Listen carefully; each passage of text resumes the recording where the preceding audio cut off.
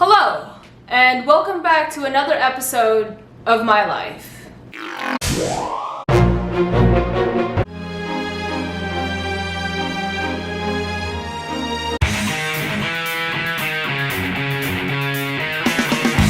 I'm not gonna lie to you, this is not the first time that I am filming this intro.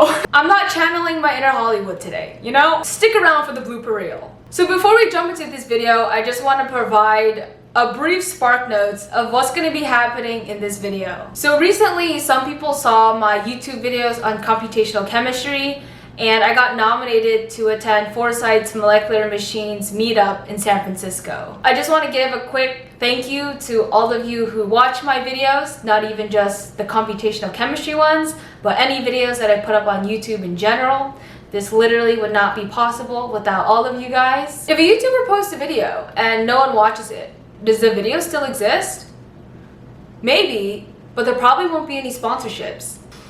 So what is Foresight? Foresight is a group of scientists, entrepreneurs, and funders who support the development of early stage technologies. And there's various groups within Foresight that each focus on a different mission. One of them being Molecular Machines, which is the one that I went to in San Francisco. I will now list all the other groups that they have here. I just want to thank Allison, Finan, and the rest of the Foresight team for sponsoring my trip and covering my travel, flight, and hotel expenses, as well as putting this whole event together. This is definitely one of the coolest things I've experienced and is something that I will remember for a very long time. Side note, I just want to say I love the hotel that we stayed at. It was super edgy, and the towels were thick with 3 C's. And the lady at the front desk who checked me in was super nice and super funny. So in this video, you're gonna see clips of various scientific talks that I had a chance to listen to while I was there. And out of respect for the privacy of those presenting, a lot of the work that they were talking about was not yet published or patented. And so I'm only showing the introductory portions of the talks in this video, and I had to cut out the rest. So, you know, I wasn't purposely trying to leave you on a cliffhanger. In the second half of this video, while I was in San Francisco for this trip, I had the opportunity to visit this very special boba tea shop that was founded by a Berkeley alumni. So definitely stick around for the rest of this video. All right, enjoy the video.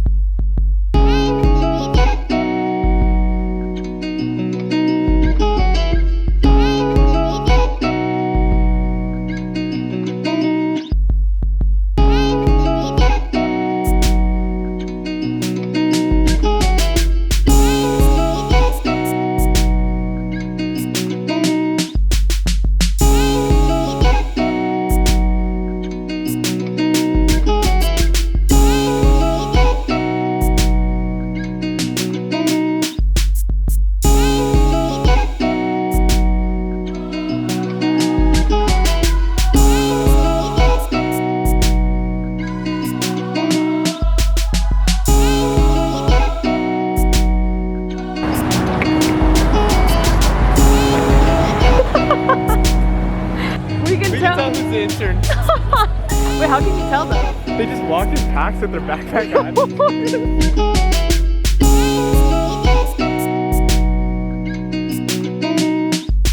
Okay, go. Okay, so I'm gonna get the cowboy burger. Yeah. But I'm gonna sub out my fries for cheese balls. And then we're going to get nachos with the chicken on the side because we have a vegetarian. And then we're gonna get truffle fries. And then what are you getting? I'm gonna get the Eureka American hamburger. Okay, basic. Basic. Classic. And then we're also gonna get a cocktail. Which one? Holy smokes. Holy smokes. Holy smokes. It's smoking. I told my mama I'm gonna make it and I meant that. I said I'm gonna learn the guitar and I did that. Anything to level up, see I be with that. Cause I know time is precious, you can't get a minute back. I had a dream that I would go and get a big bag. My cousin only 25 and push a big jag. Me, I rather. What's the name of that drink you got? Headhunter. Headhunter. Clumping some heads down here. Is it good? Learning investments, stocks looking legit, so I'ma flip a few homes. Turn one to a studio and flip a few songs. And bang that when I slang that like it's crack in the 80s. I could sell milk to a baby, sell sun to a flower, sell dreams to a sleep. I remember life was simple. We were 18, no plans made. Could we go back to the beginning? So we got mango mochi, pineapple mooncake, and 2 egg custard tarts, and 1 sesame ball. Couldn't even wait until we filmed. I didn't realize we were gonna film it. We're always vlogging here. For a moment here. Take me back to the days we had when we were young, no holding back, no regret, just love life laughs in us. But I can't wait for another day. Take me back.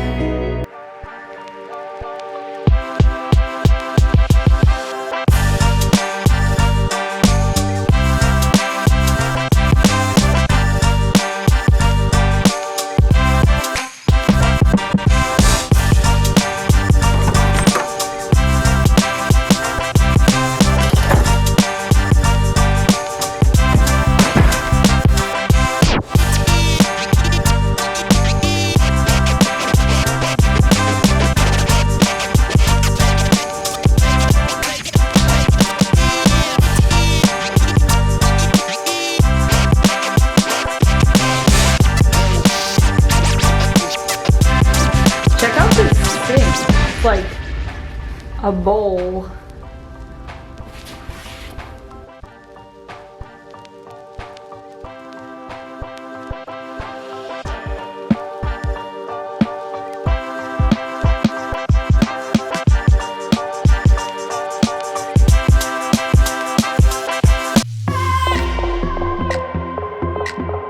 Can I call you mine? Are we taking it slow? I can't read your mind. Sometimes I feel like I'm here alone.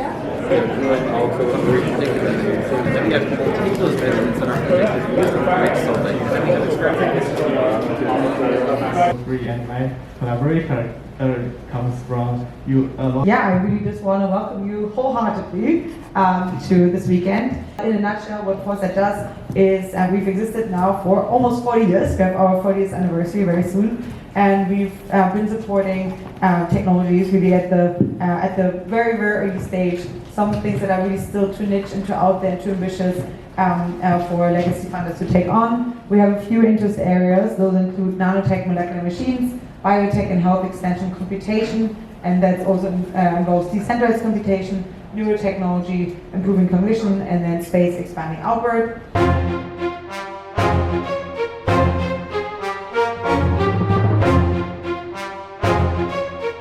I do think that maybe the biggest thing will be self-assembly, self-organization of people here, so that, you know, as ideas bubble up, you know, you're not isolated in terms of finding ideas and people and funding.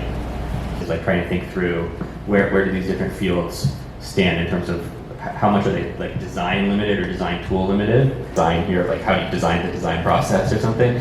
So those are all awesome. A couple of things that it would be great to have people thinking about throughout the next few days. the main ideas are thinking in systems. So my background is not in chemistry or biology. My background is primarily in systems engineering, and so I think of everything in terms of systems. And I think that is sort of sorely needed in this world, and I think that design tools are the way to get there. So if you look at the way that most molecular machines are right now, I find that they look very much like simple tools. So they are sort of the levers or pulleys of the nanoscale world. And the Foresight team and IndieBio for sponsoring this event. It's really exciting to be here. And so it was a great presentations from Adam and Ben. And in order to get to the need for systems level engineering, I would posit that we need to have our underlying fabrication capabilities be reliable enough that we can actually integrate these number of components in a robust way. And I'm really excited to share with you some recent work that we've done that we think goes towards this, addresses a vexing challenge for DNA nanotechnology for the last 16 years, which is, can we self-assemble distinct DNA origami into much larger structures with the same reliability that we can assemble staple strands into a DNA origami? And this is something that's been bugging me, and I think a lot of other people in the field for a long time, and we have now a really elegant solution led by work from Chris Wintersinger and also Dio Minev, who's a staff scientist, but also a Foresight Fellow, and Anastasia Urshova, who's a graduate student lab who's also incredibly talented.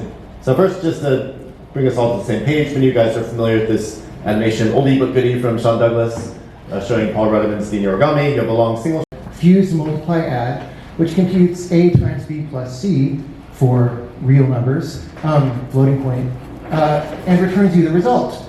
But nicer variants of this instruction will do this, and then these FMAs, you can look in the manual and you can see that you can actually do 2 of them per cycle. And each one of these, if you want to compare to the GPU speed, is 2 flops because it multiplies an operation and it adds an operation.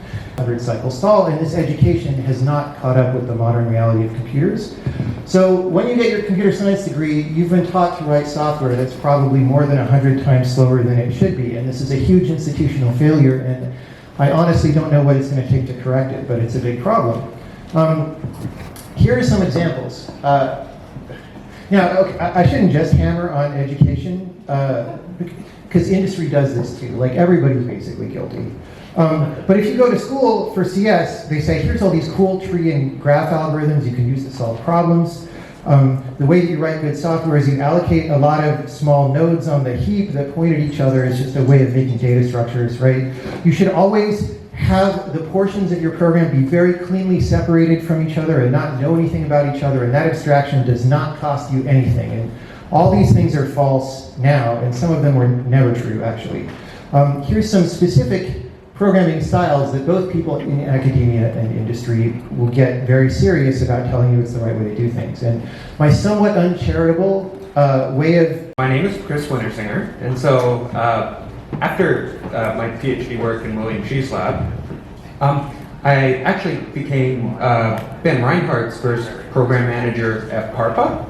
And so what PARPA does is we are the Private Advanced Research Program Agency, a name that's subject to change. And what we're doing is we're trying to use private funding to run ambitious, coordinated, and focused research programs. So structural biology has enabled the design of new treatments. So in the case of HIV, it's really the knowledge gained from... What I'm showing, these are just prototypes, right? Their purpose is to explore ideas for what Sean's lab could look like in a couple of years, so not really working tools yet. First, we want to get the Parisian GFP protein results from the protein data bank. We need to permute the GFP, which means closing up this terminal. I'm going to swap it into this again. Pink is the linkers that we added. And one way we'd like to plan an experiment is by envisioning the gel that we expect to see at the end. So here we're designed by human beings. People are talking about positional control to run the nanometer scale. I think about positional control on the angstrom scale because I want to organize functional groups in 3-dimensional space to build active sites that can accelerate chemical reactions the way enzymes do. It's the most important thing I think that we need to do, because then we can make things from cheap starting materials. Quick caveat, this is very much in the spirit of rough drafts, because such is the state of European airports that my laptop is having a little holiday on the Swiss runway from a trip last week, and my suitcase for this trip is resting at Heathrow. So yeah, this is powered by coffee and jet lag. So in terms of myself, and nod to Ben, I like to kind of say that I take a systems engineering approach to translate scientific research into commercial products at scale. Easier than it sounds, and I'm not sure I'm great at it. And in terms of the challenge I thought I'd like to kind of see us address is, well, I myself kind of focus on devising AI-first platforms for scientific discovery, specifically multi-scale molecular simulation that's grounded by programmable experimental data in a closed-loop continuous learning setting. And where I'd like to kind of see us go in the future is, and I think it's increasingly becoming within the realms of possibilities, so fingers crossed, is these closed loops, so in silico vitro platforms for open-ended scientific exploration. So as opposed to the objective-driven research that we do today, more kind of first principles learning and emergent discovery in an expanding possibility space. Task automation. They're improving in every front, from accuracy over the classical force fields and the scale and time simulations. Mainly it's been happening in non-scientific applications. Is this like a collection? What people have told me is that solution, hydrogen peroxide interacts with the catalase. There's plenty of room in the middle. You'll hopefully come across what that is. It's, of course, a play on Feynman. A quick disclaimer, everything I'm going to show you today is in like my personal capacity and publicly available. Unfortunately, I can't tell about our startup, which is doing kind of a very specific thing, one of those things that we get funding for. But what I'm going to talk about today is, I think, a broader use case of it, and something that I think is like quite interesting. So what I want to talk about is one vision for atomically precise devices, one way you conceive of it. And my claim is that scalable top-down fabrication and bottom-up protein design synthesis are able to meet in the middle. Hi, I'm Andrew Chitterfield from Oxford. I'm going to start with some thoughts on design, because that's what the workshop is normally about, and then go on to some accounts of our experiments and where they might be going. It's gone wrong a bit, but never mind. There's a sort of want to occur is intramolecular, within a complex. Everything you don't want to occur is intermolecular. So local concentrations. Integrated software environment for DNA and RNA nanotechnology design. If I can have slides, maybe. So you kind of saw a similar slide to this in Andrew's talk just now, where we kind of have this vision for nanostructure design, where you as a designer come up with a design, you build it in some sort of design tool, whether that is Sean Douglas's famous CAD Nano tool. And I'd argue that there's kind of three main points for the reasons you should be using computation models. Number one is that they give you this mechanistic understanding of molecular interactions that you really can't get from nanoscale experiments. In doing this, you can not only understand the interactions, but you can also perform experiments in the simulations that you otherwise would be impossible, either through applying forces to your structures, or through perhaps turning on and off interactions that will let you understand the ways that different intermolecular interactions give rise to the final properties of your structure. And so our grand vision for why we want computation models is to not only identify the defects at the molecular scale, we'd also ideally like also be able to predict the yield and to characterize the properties of the final structures that you're going to be working with. I don't know why that came in third, but the answer is that they're also higher resolution. This is where you encode problems into Boolean satisfiability problems and use that to predict the... We try to use computational methods to design de novo proteins from scratch. And so today I'm going to talk very briefly, but I'm very happy to talk in more details with any of you about the efforts we do to try to design protein nano machines from scratch. So first of all, like why do we want to do that? I think we all understand that there's all these amazing nano machines that evolve in nature and have this incredible sophistication. But we're just starting to be able to understand how they work and start to, understand the mechanics of them. And I think there's a gap to bridge between what we do at the macro scale when we use all these mechanical modules that we can put together to build complex things. Today I'm going to talk a little bit about a problem more than necessarily my solutions for this problem. So over the past few years, my team and I have been thinking a lot about how do you compute and store information using solutions of small molecules. So instead of thinking about proteins, instead of thinking about DNA, how do you do things using small molecules? If you think about this, which I did several years ago, molecules do this actually pretty readily. So whenever you have a unique species of a molecule, its concentration is a weight. How we can digitize self-assembly. And so I will explain what I mean by digitizing. I mean, obviously, as shown here, it's a question of how we can build kind of structures arbitrary and by design. So, first of all, I want just to... My name is Lena. I'm coming from the University of Washington Baker Lab, and it's going to be changing gear again. Everything I show here is protein or small molecule, not really DNA. So anyway, by the way, just a little bit disclaimer, because we're also seeking for patent for... extensible. The file format also is extensible, and so it's a computational file format if you want, like to read some parts of the format. First, that's obvious, and many programs do this. Use the same type of algorithms to deform them. So use control points and maybe move a loop, unfold a helix, refold it, etc., etc. And so here it's probably going to unfold at some point unless it creates some bonds.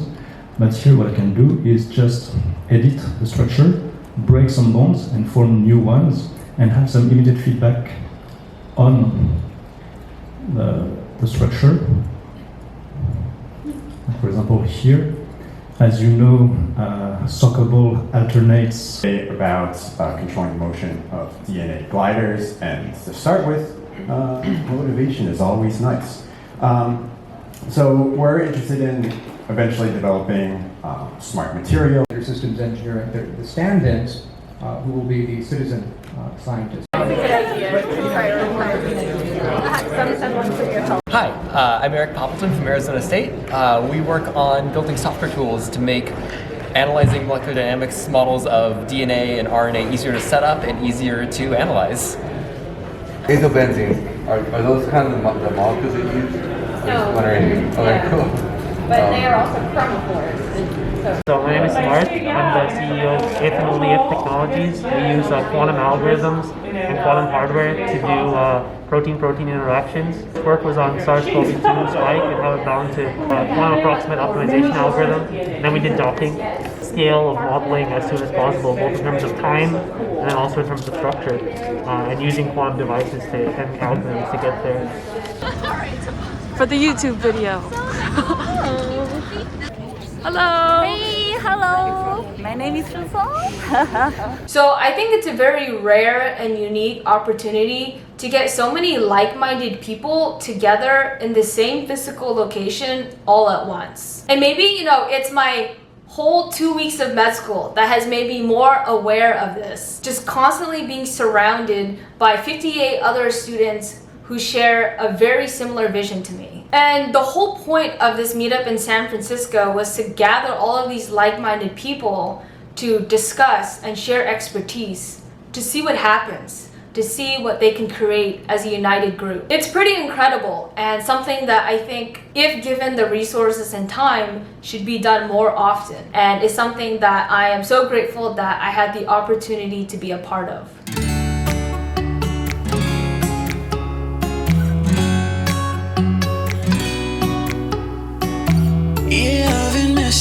Alright, so we're at the Aura store on 121 Spear Street in San Francisco, and guess what? We are the first sugar-free, under 100-calorie, keto-friendly vegan boba tea. I know that was a lot, but basically we're a better-for-you boba tea.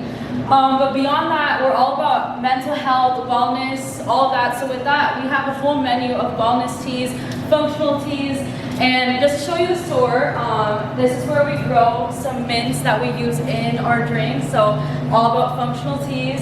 And just taking you behind, This is actually called a tea espresso machine. So it's like an espresso machine, but you brew each tea like one by one. So we put like fresh loose leaf tea inside here and we brew it.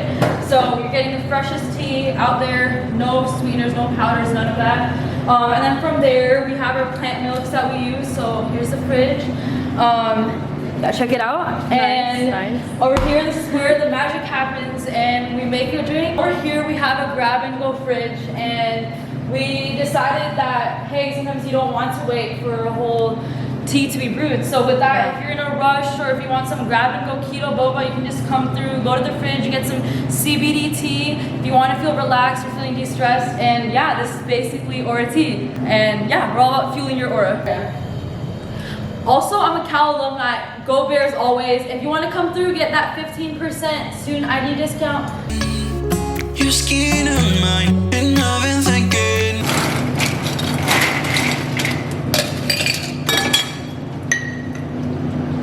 So we're putting in our 0-calorie sweetener. This is not sugar. All right, now it's time to brew our tea. So we have our jasmine green tea.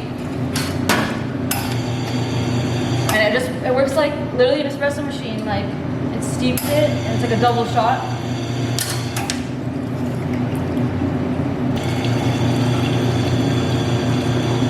So we're making the berry treasure. Yeah, it's actually our most popular drink. It's basically a strawberry milk tea. Okay. Kind of compare it with the pink drink at Starbucks, but way healthier.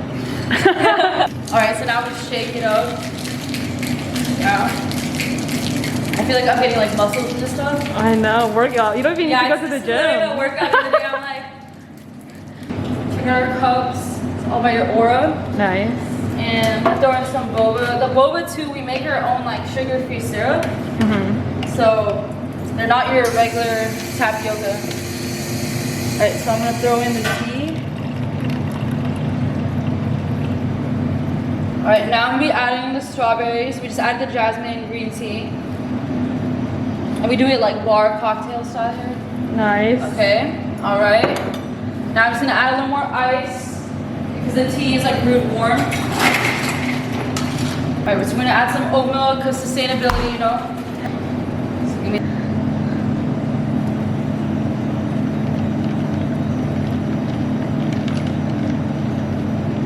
All right, now you have to take a sip. Cool. Saving the world one boba at a time. Okay.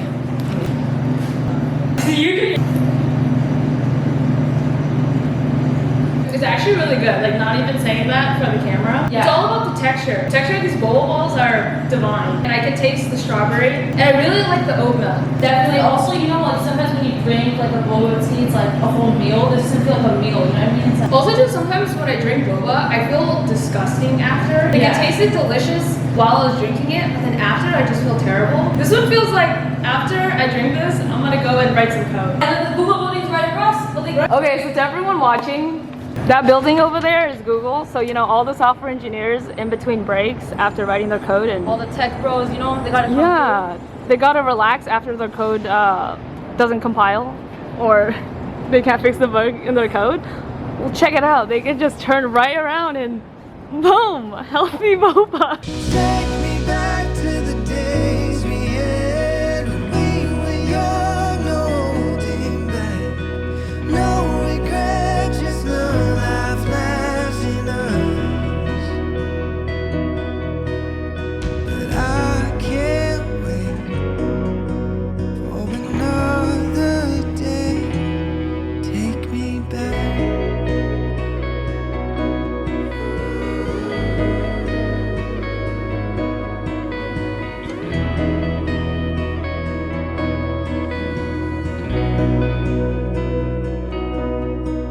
I remember life was simple. We were 18, no plans made.